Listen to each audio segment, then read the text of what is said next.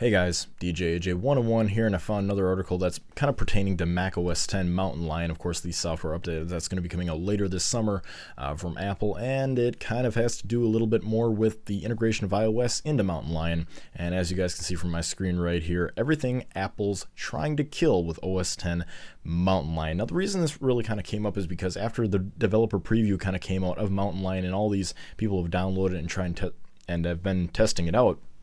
And of course, from the video rundown that I did, I'll leave an annotation on the screen if you guys want to see my Mac OS X Mountain Lion video that I did of all the features. I'm not going to go through all the features, but I just want to go through a couple of quick ones right here that was on this Gizmodo article, and really kind of explain what Apple, or at least what a lot of people think that Apple is going to try to do in Mountain Lion. And this is really no surprise because of the path that they've pretty much been going on with Lion and now Mountain Lion, and I'm sure the next OS is going to be the same and the same after that one.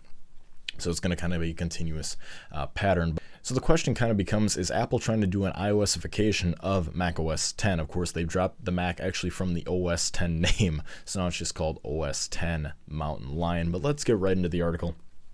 Like I said, a lot of people have been talking about this, that Apple's really trying to basically lock down the OS, and basically it's causing a lot of havoc for a lot of open developers and a lot of people that really have software that's not exclusively through the Mac App Store, which Apple, just like iOS, the iOS App Store, the App Store, and really the same thing is going to be coming to the Mac, where they're going to try to lock it down and have everything go through that same channel.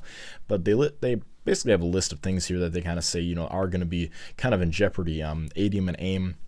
Of course, those are the open source messengers that you can basically use anything with: Yahoo Messenger, MSN Messenger, all that good stuff.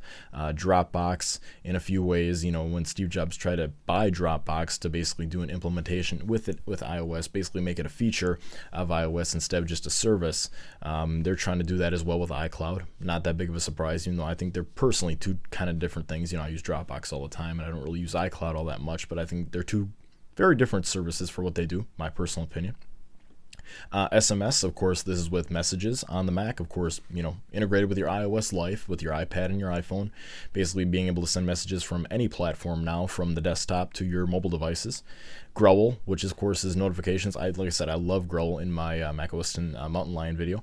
It's a great service where you can get those pop-ups, and not really going to go into all the thing, but of course Apple's trying to take them on now with basically integration into the OS with Growl.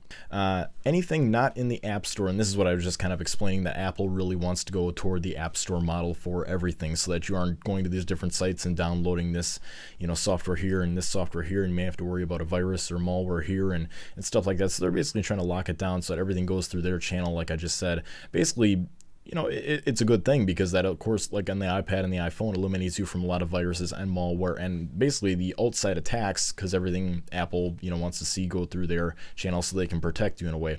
It is going to lock the Mac down, I think, in a big way if they do decide to go that route, and I think it will eventually get to that route.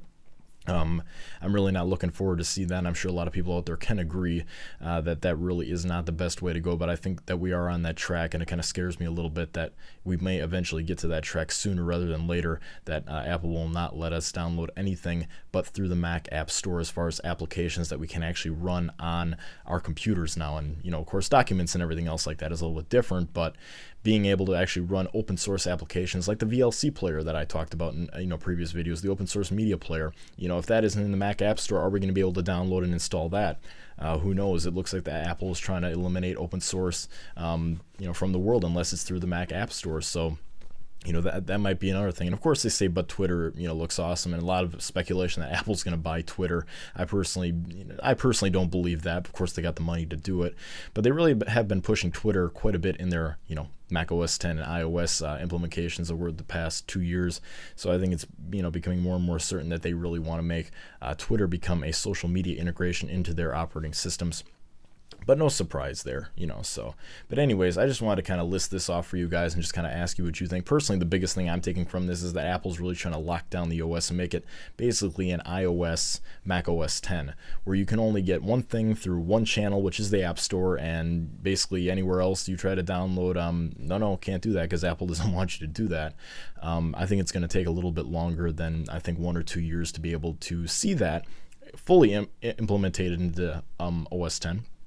You know, so I think we still have a while to go, but this video has been long enough. But I just want to let you guys know what my thoughts were and ask you guys what your thoughts are. Please leave comments below, send me a message if you have any questions. I'd be more than happy to answer them.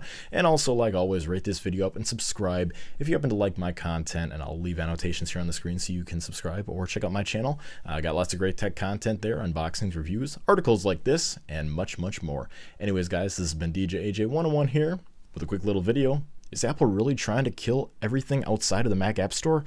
I hope not. But anyways, guys, I'll see you in the next video. Have a great one.